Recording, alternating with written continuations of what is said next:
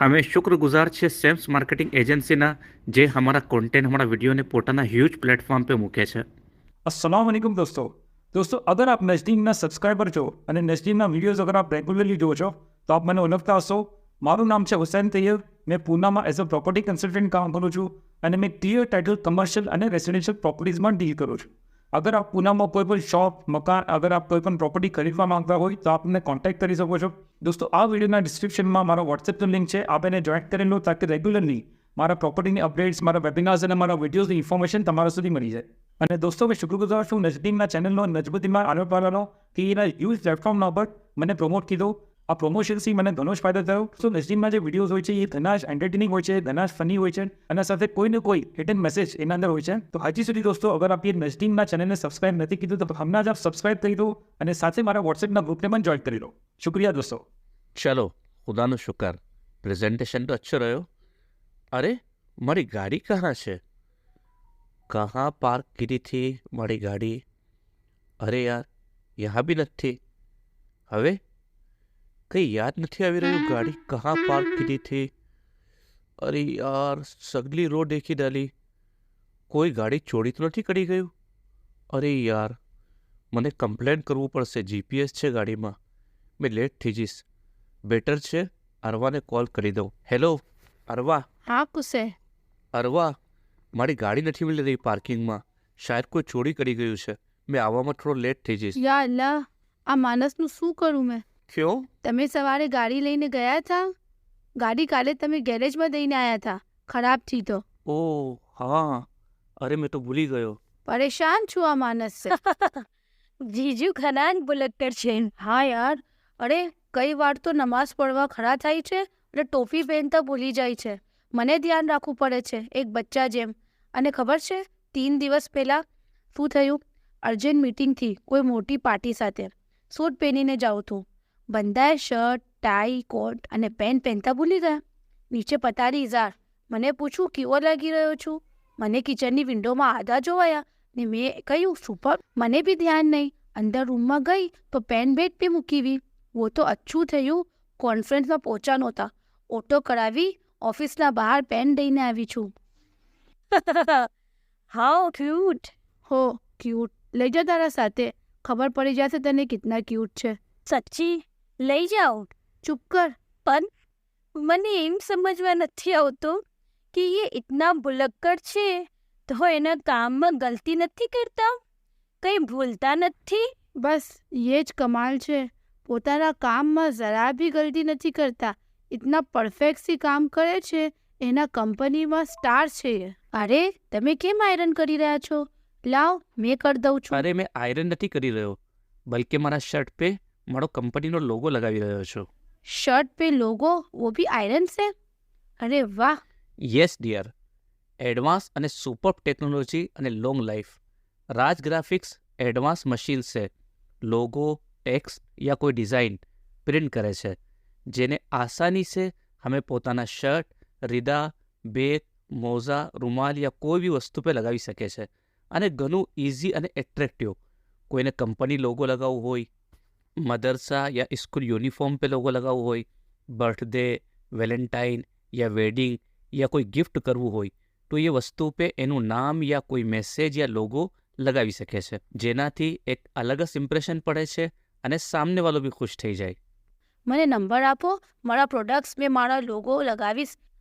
હા, કેમ નહીં, તમે મોહમ્મદભાઈ વઝીરી સે કોન્ટેક્ટ કરી શકો છો અને જેમ ચાહે ડિઝાઇન અને લોગો બનાવી શકો છો। આયરનને પ્લગ કરીને સ્વિચ તો ઓન કરી દીધો છે, વરના ખબર પડે બિના આયરન ચાલુ કરી આયરન કરીને ચલા ગયા। અરે કોઈ એટલું ભૂલક કરવી નથી મેં, મને ગાંડો સમજો છો શું? ચલો જલ્દી કરો, મને મારી નવી રીતે આયરન કરવું છે। લાવ મને આપો, મેં આયરન કરી દઉં છું। અરે ના બાબા, ઇતની મોંઘી રીદા છે, જલાવી દેશો? નહીં નહીં। અરે આપી દો, એકવાર આયરન કરાવશો ને મારા સે તો મને જ કહેશો હર વખત। અરવાએ રેદા આપી દીધી। કુસેઈએ અરવાની રેદા पे આયરન રખી અને પોતાનો શર્ટ પહેરવા લાગા। શર્ટ અને પેન્ટ પહેરવામાં એ ભૂલી ગયા કે અરવાની રેદા पे આયરન મૂકી છે। અરવા, અરવા, મેં જાઉં છું। ઓકે, ખુદા હાફિઝ।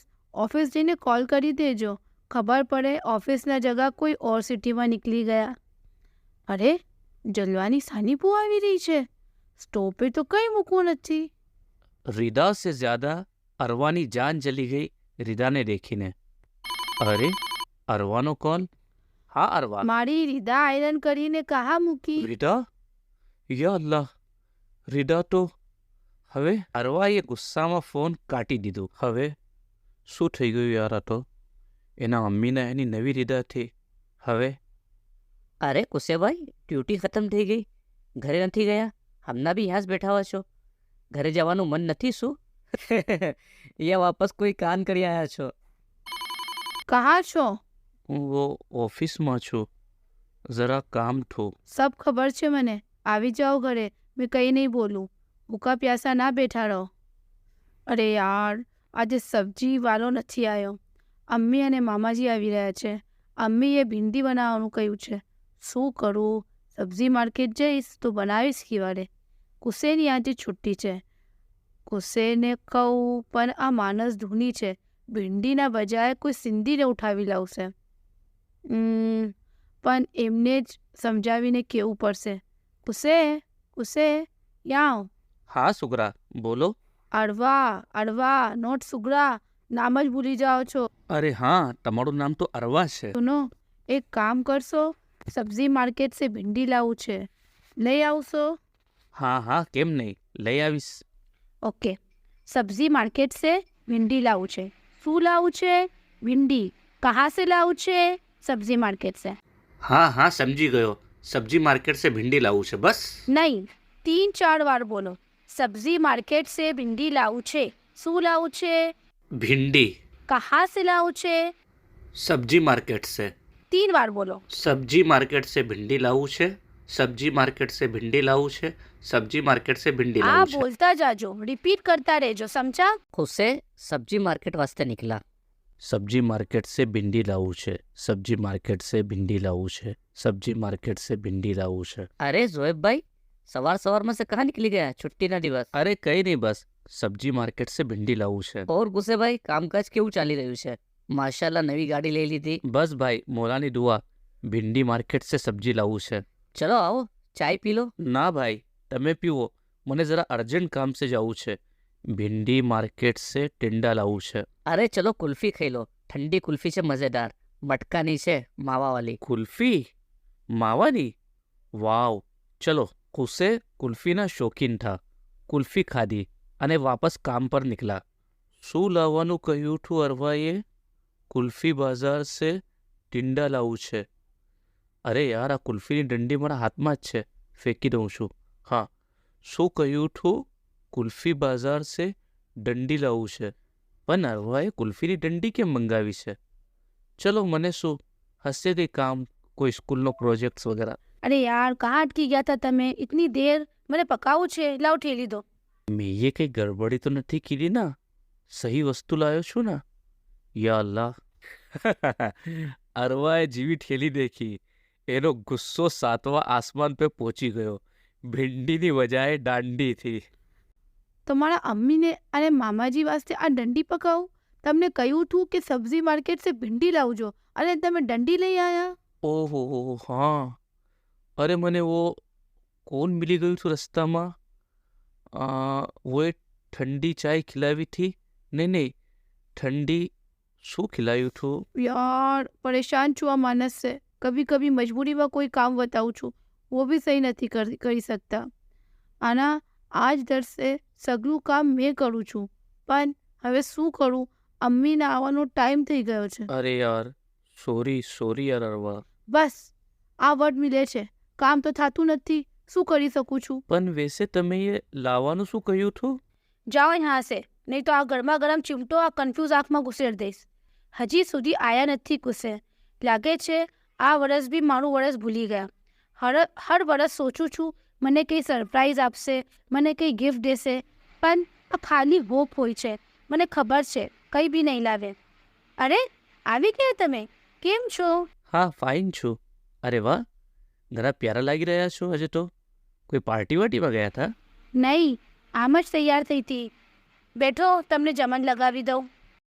તમને ખબર છે આજે શું ડેટ છે? હા, આજે મોબાઈલમાં દેખો. હા, 22 મે છે. ઓકે ચલો, મેં ટાયર્ડ છું, સૂઈ રહી છું. ઓકે ઓકે, તમે સૂઈ જાઓ, મને જરા પ્રેઝન્ટેશન બનાવવું છે. બીજાના હસબન્ડ કેટલા રોમેન્ટિક હોય છે, સ્પેશિયલ સરપ્રાઈઝ પ્લાન કરે છે, કોઈ ગિફ્ટ આપે છે. અરે, તમે સૂતા નથી? શું થયું? તબિયત ખરાબ છે? ઇતના ઉદાસ અને ડલ લાગી રહ્યા છો. માથું દબાવી દઉં? ગળું દબાવી દો મારો. તમારાથી તો કોઈ ઉમ્મીદ બી નથી. કામનું સબ યાદ છે, પણ આ યાદ નથી કે આજે મારું બર્થડે છે. ઓહ હા, આજે 22 મે છે. અરવા ગુસ્સામાં સૂઈ ગયા. રાતે બરાબર નીંદ નહોતી આવી, સવારે નીંદ બી ના ખુલી. અરે, આ કયો પેપર છે? અરવા, મને ખબર છે, મેં ભુલક્કર છું. હર ચીઝ ભૂલી જાઉં છું. શાયદ તમે કોઈ અચ્છા પર્સનને ડિઝર્વ કરતા હતા, પણ આઈ એમ રિયલી સોરી. ये नोट पढ़वा बादे अरवाना चेहरा पे स्माइल આવી ગઈ અને પછતાવો બી થયો એના રાતના બિહેવિયર પર. કેમ કે કુસે કિતના બી ભૂલક કરતા, લેકિન અરવાનું પૂરો ધ્યાન રાખતા હતા. ઓય મિસિસ બુલક્કર, ખબર છે ને આજે સ્કૂલમાં પ્રોગ્રામમાં તને તારી શાયરી પડવાની છે, ભૂલી ના જાજે. અને જીજુને બી કહેજે કે પ્રોગ્રામમાં આવે. હા હા, યાદ છે, પણ આજે મેં વો શેર નહીં પડું. આજે થોડું અલગ પડીશ મારા બુલક્કર વાસ્તે.